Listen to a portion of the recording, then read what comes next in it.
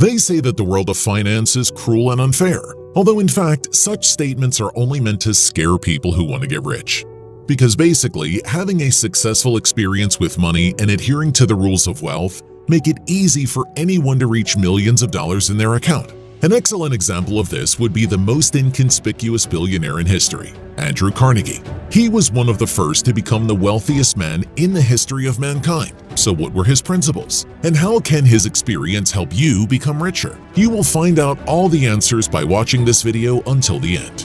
Today, the name Carnegie is associated with Dale and books published in millions of copies, the title of which begins with the word how. But 100 years ago, every newspaper-reading person knew that Carnegie was just Andrew, and Dale Carnegie himself, at the beginning of his literary career, changed the spelling of his last name from Carnegie to Carnegie. Like Andrew, who had passed away by that time, he was guided by a simple calculation. At the time, Carnegie's last name was synonymous with success, a reminder of a man who had made more money than John Rockefeller and John Pierpont Morgan. If one were to count the fortunes of current and past billionaires by inflation or by the share of their capital in the world GDP, at the time, Andrew Carnegie would be in first place among businessmen, and in the overall standings would be fourth, second only to the great emperors of ancient times. The future billionaire began his journey in poverty and even in a foreign country. Andrew was born in 1835 in Scotland, but his parents had to leave in search of a better life. So they moved to the United States and settled near Pittsburgh, Pennsylvania. At the age of 13, having completed only 5 grades, he was forced to take a job as a coiler in a spinning mill, earning $1.5 a week. Ultimately, Andrew would become one of the wealthiest businessmen in human history. I made Carnegie's life path in the form of rules that helped him succeed in business and will now share them with you. When investing, look for new niches and combine risk and calculation. By buying shares of bridge-building companies, Carnegie could be guided by accurate foresight and even calculation. The U.S. was developing practically from scratch and therefore required infrastructure construction. On the other hand, the search for oil was a venture capital business at the time. Carnegie was buying plots of land in the most abandoned parts of the country, guided only by residents' tales of where oil could be found. Sometimes he was lucky and sometimes he was not. Carnegie could not sell the plots he bought, but never got the black gold from them.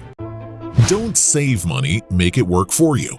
The average 18-year-old boy like Carnegie would have had 2 options: to spend his paycheck on entertainment in his spare time or to save money.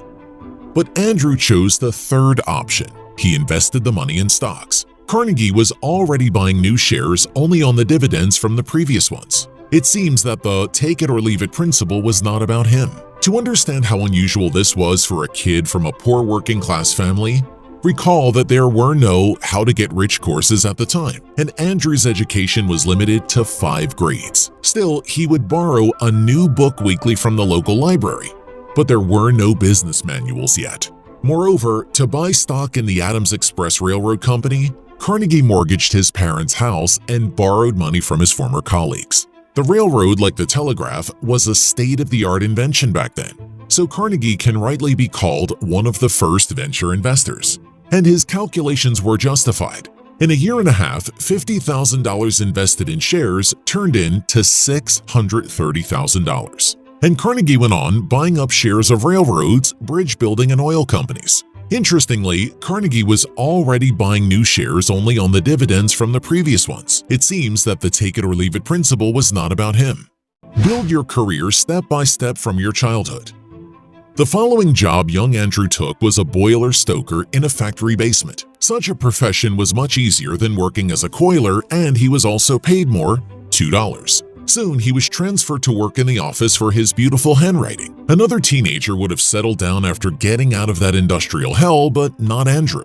He then left the quiet office paradise to work as a street messenger. However, it was in the telegraph. In those years, the telegraph, whose commercial use did not begin until 1837, was the latest technology, opening up unprecedented horizons. This made him the personal telegrapher for Thomas Scott, the local branch manager of the Pennsylvania Railroad Company, and he was already getting $35 a month for the job. He was only 18 years old, and within 5 years, he had raised his original salary 30 times. And just as importantly, made friends with his supervisor Thomas Scott, who eventually became his business partner.